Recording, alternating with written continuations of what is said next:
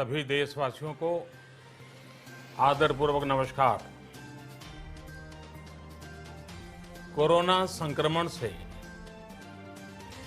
मुकाबला करते हुए दुनिया को अब 4 महीने से ज्यादा समय बीत गया है। इस दौरान तमाम देशों के 42 लाख से ज्यादा लोग कोरोना से संक्रमित हुए हैं। 2.25 लाख से ज्यादा लोगों की दुखद मृत्यु हुई है। भारत में भी अनेक परिवारों ने अपने स्वजन खोए हैं। मैं सभी के प्रति अपनी संवेदना व्यक्त करता हूं। साथियों, एक वायरस ने दुनिया को तहस नहस कर दिया है। विश्व भर में करोड़ों जिंदगियों संकट का सामना कर रही है। सारी दुनिया जिंदगी बचाने में एक प्रकार से जंग में जुटी है। हमने ऐसा संकट न देखा है, न ही सुना है। निश्चित तौर पर मानव जाति के लिए ये सब कुछ अकल्पनीय है। ये क्राइसिस अभूतपूर्व है। लेकिन थकना, हारना, टूटना, बिखरना मानव को मंजूर नहीं है। सतर्क रहते हुए ऐसी जंग के सभी नियमों का पालन करते हुए अब हमें बचना भी है और आगे बढ़ना भी है। आज जब दुनिया संकट में है, तब हमें अपना संकल्प और मजबूत करना होगा। हमारा संकल्प इस संकट से भी विराट होगा।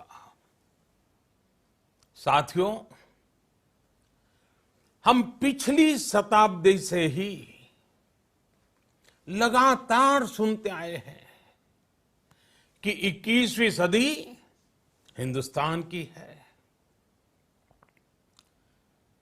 हमें कोरोना से पहले की दुनिया को,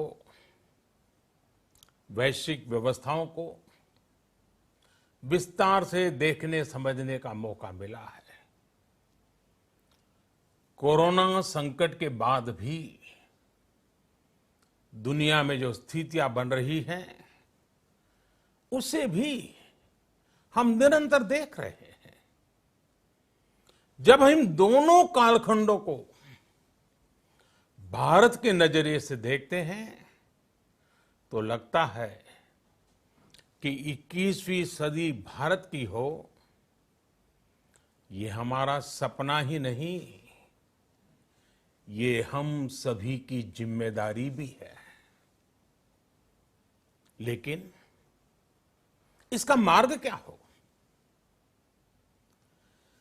विश्व की आज की स्थिति हमें सिखाती है कि इसका मार्ग एक ही है, आत्मनिर्भर भारत। हमारे यहां शास्त्रों में कहा गया है, एषः पंथः, यानी यही रास्ता है आत्मनिर्भर भारत। साथियों, एक राष्ट्र के रूप में आज हम एक बहुत अहम मोड़ पर खड़े हैं। इतनी बड़ी आपदा भारत के लिए एक संकेत लेकर आई है, एक संदेश लेकर आई है, एक अवसर लेकर आई है। मैं एक उदाहरण के साथ अपनी बात बताने का प्रयास करता हूं। जब कोरोना संकट शुरू हुआ, तब भारत में एक भी पीपीई किट नहीं बनती थी। N95 मास्क का भारत में नाम मात्र उत्पादन होता था। आज स्थिति ये है कि भारत में ही हर रोज 2 लाख पीपीई और 2 लाख N95 मास्क बनाए जा रहे हैं। ये हम इसलिए कर पाए क्योंकि भारत ने आपदा को अवसर में बदल दिया। आपदा को अवसर में बदलने की भारत की ये दृष्टि आत्मनिर्भर भारत के हमारे संकल्प के लिए उतनी ही प्रभावी सिद्ध होने वाली है। साथियों, आज विश्व में आत्मनिर्भर शब्द के मायने पूरी तरह बदल गए हैं। ग्लोबल वर्ल्ड में आत्मनिर्भरता की डेफिनेशन बदल रही है। अर्थ केंद्रित वैश्वीकरण बनाम मानव केंद्रित वैश्वीकरण की चर्चा आज जोरों पर है। विश्व के सामने भारत का मूलभूत चिंतन आशा की किरण नजर आता है। भारत की संस्कृति, भारत के संस्कार उस आत्मनिर्भरता की बात करते हैं जिसकी आत्मा वसुधैव कुटुंबकम है। विश्व एक परिवार। भारत जब आत्मनिर्भरता की बात करता है तो आत्म केंद्रित व्यवस्था की वकालत नहीं करता है। भारत की आत्मनिर्भरता में संसार के सुख, सहयोग और शांति की चिंता होती है। जो संस्कृति जय जगत में विश्वास रखती हो, जो जीव मात्र का कल्याण चाहती हो, जो पूरे विश्व को परिवार मानती हो, जो अपनी आस्था में माता भूमि ही पुत्रो अहम पृथ्वी इसकी सोच रखती हो, जो पृथ्वी को मां मानती हो, वो संस्कृति, वो भारत भूमि जब आत्मनिर्भर बनती है तब उससे एक सुखी समृद्ध विश्व की संभावना भी सुनिश्चित होती है। भारत की प्रगति में तो हमेशा विश्व की प्रगति समाहित रही है। भारत के लक्ष्यों का प्रभाव, भारत के कार्यों का प्रभाव विश्व कल्याण पर पड़ता ही है। जब भारत खुले में शौच से मुक्त होता है तो दुनिया की तस्वीर भी बदलती है। टीबी हो, कुपोषण हो, पोलियो हो, भारत के अभियानों का असर दुनिया पर पड़ता ही है। International solar alliance global warming के खिलाफ भारत की दुनिया को सौगात है। इंटरनेशनल योगा दिवस की पहल मानव जीवन को तनाव से मुक्ति दिलाने के लिए भारत का उपहार है। जिंदगी और मौत की लड़ाई लड़ रही दुनिया में आज भारत की दवाइयां एक नई आशा लेकर पहुंचती है। इन कदमों से दुनिया भर में भारत की भूरी भूरी प्रशंसा होती है। तो स्वाभाविक है, हर भारतीय गर्व करता है। दुनिया को विश्वास होने लगा है कि भारत बहुत अच्छा कर सकता है, मानव जाति के कल्याण के लिए बहुत कुछ अच्छा दे सकता है। सवाल यह है कि आखिर कैसे?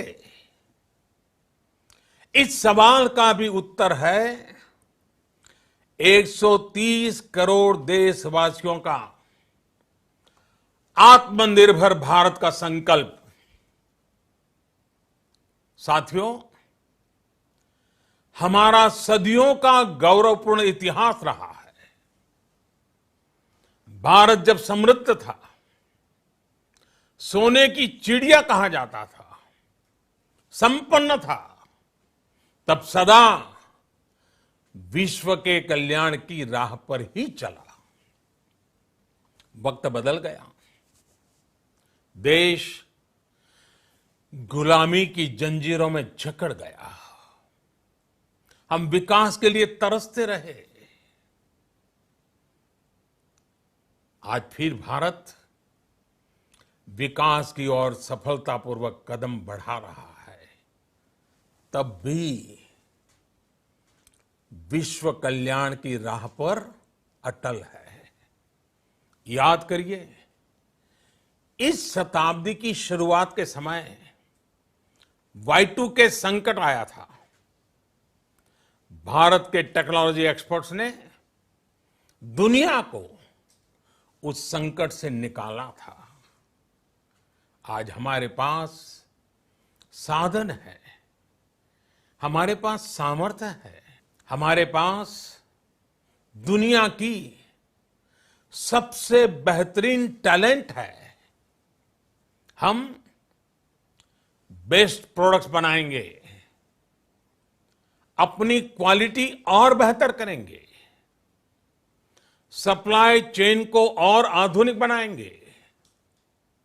ये हम कर सकते हैं और हम जरूर करेंगे। साथियों, मैंने अपनी आंखों के सामने कच्छ भूकंप के वो दिन देखे हैं। हर तरफ सिर्फ मलबा ही मलबा, सब कुछ ध्वस्त हो गया था। ऐसा लगता था मानो कच्छ मौत की चादर ओढ़कर सो गया हो। उस परिस्थिति में कोई सोच भी नहीं सकता था कि कभी हालत बदल पाएंगे। लेकिन देखते ही देखते कच्छ उठ खड़ा हुआ, कच्छ चल पड़ा, कच्छ बढ़ चला। यही हम भारतीयों की संकल्प शक्ति है। हम ठान लें तो कोई लक्ष्य असंभव नहीं, कोई राह मुश्किल नहीं। और आज तो चाह भी है, राह भी है। ये है भारत को आत्मनिर्भर बनाना। भारत की संकल्प शक्ति ऐसी है कि भारत आत्मनिर्भर बन सकता है। साथियों, आत्मनिर्भर भारत की ये भव्य इमारत 5 पिलर्स पर खड़ी होगी। पहला पिलर इकोनॉमी। एक ऐसी इकोनॉमी जो इंक्रीमेंटल चेंज नहीं बल्कि क्वांटम जंप लाए। दूसरा पिलर इंफ्रास्ट्रक्चर।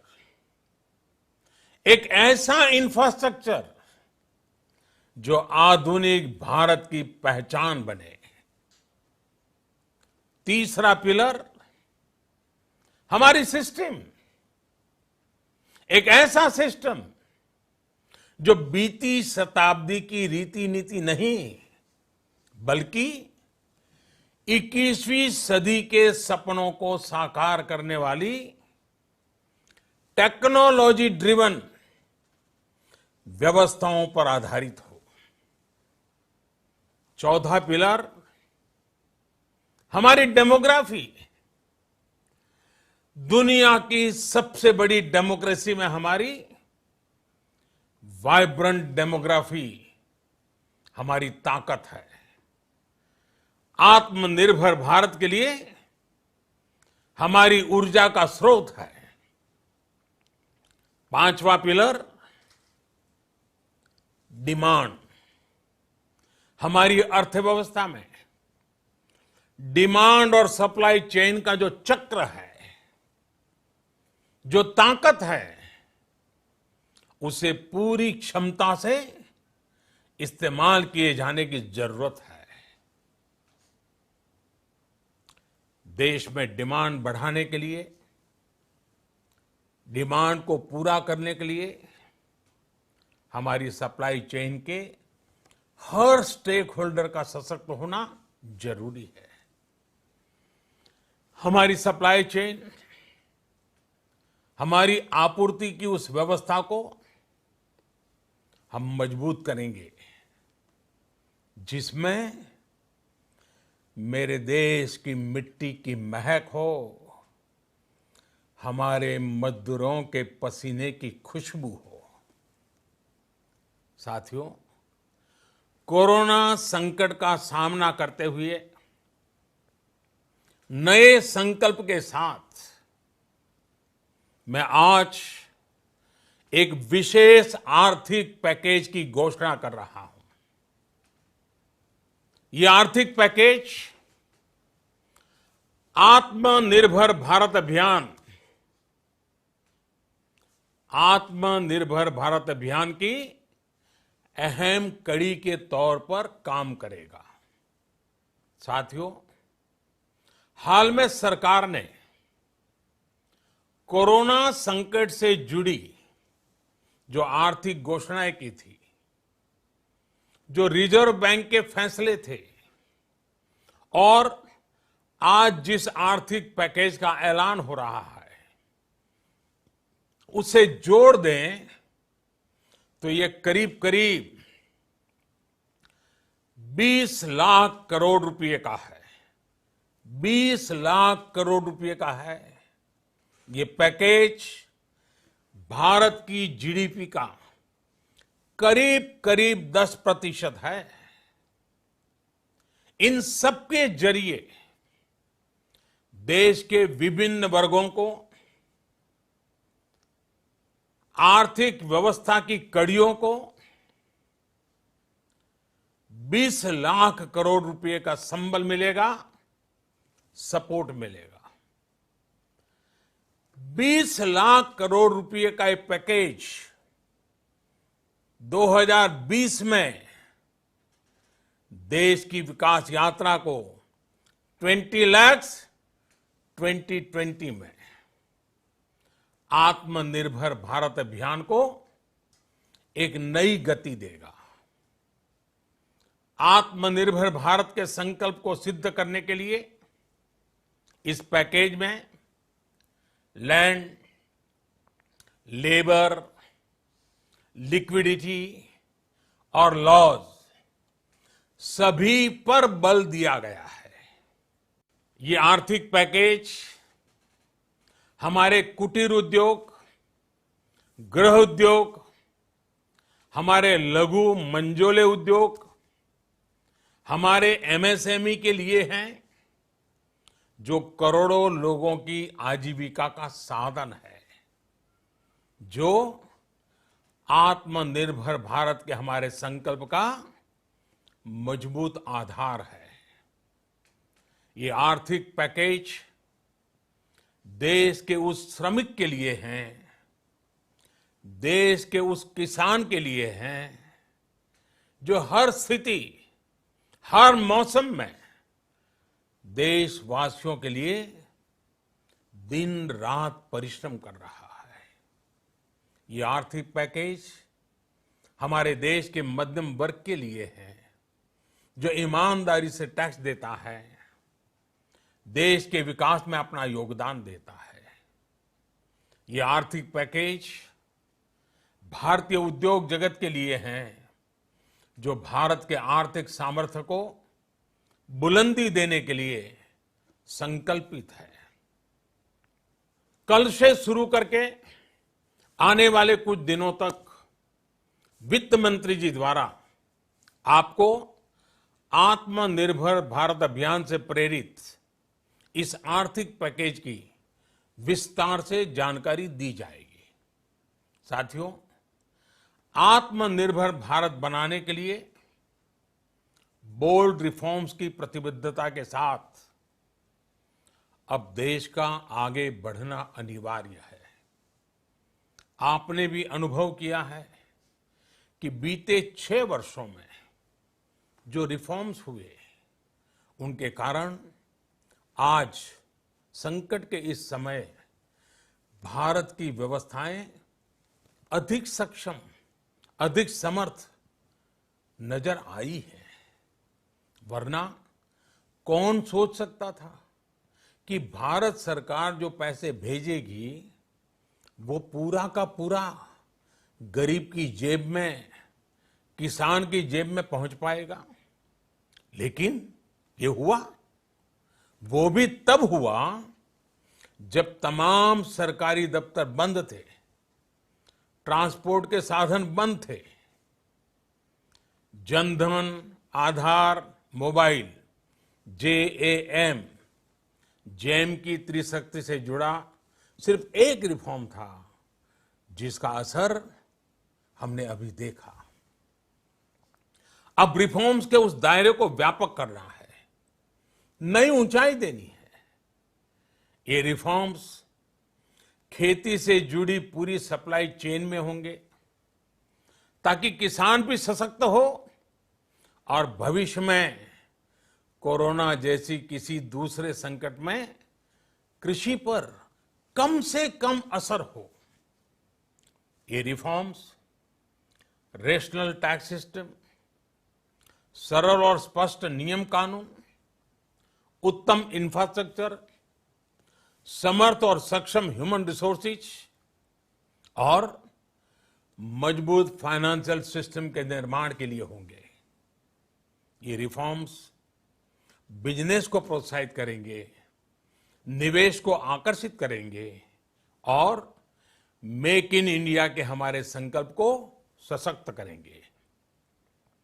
साथियों, आत्मनिर्भरता, आत्मबल और आत्मविश्वास से ही संभव है। आत्मनिर्भरता ग्लोबल सप्लाई चेन में कड़ी स्पर्धा के लिए भी देश को तैयार करती है और आज ये समय की मांग है कि भारत हर स्पर्धा में जीते, ग्लोबल सप्लाई चेन में बड़ी भूमिका निभाए। इसे समझते हुए आर्थिक पैकेज में अनेक प्रावधान किए गए हैं। इससे हमारे सभी सेक्टर्स की एफिशिएंसी बढ़ेगी और क्वालिटी भी सुनिश्चित होगी। साथियों, ये संकट इतना बड़ा है कि बड़ी से बड़ी व्यवस्थाएं हिल गई हैं। लेकिन इन्हीं परिस्थितियों में हमने, देश ने हमारे गरीब भाई बहनों की संघर्ष शक्ति, उनकी संयम शक्ति का भी दर्शन किया है। खासकर हमारे जो रेहड़ी वाले भाई बहन हैं, ठेला लगाने वाले हैं, पटरी पर सामान बेचने वाले हैं, जो हमारे श्रमिक साथी हैं, जो घरों में काम करने वाले भाई बहन हैं, उन्होंने इस दौरान बहुत कष्ट झेले हैं, तपस्या की है, त्याग किया है। ऐसा कौन होगा जिसने उनकी अनुपस्थिति को महसूस नहीं किया? अब हमारा कर्तव्य है उन्हें ताकतवर बनाने का, उनके आर्थिक हितों के लिए कुछ बड़े कदम उठाने का। इसे ध्यान में रखते हुए गरीब हो, श्रमिक हो, प्रवासी मजदूर हो, पशुपालक हो, हमारे मछुआरे साथी हो, संगठित क्षेत्र से हो या असंगठित क्षेत्र से, हर तबके के लिए आर्थिक पैकेज में कुछ महत्वपूर्ण फैसलों का ऐलान किया जाएगा।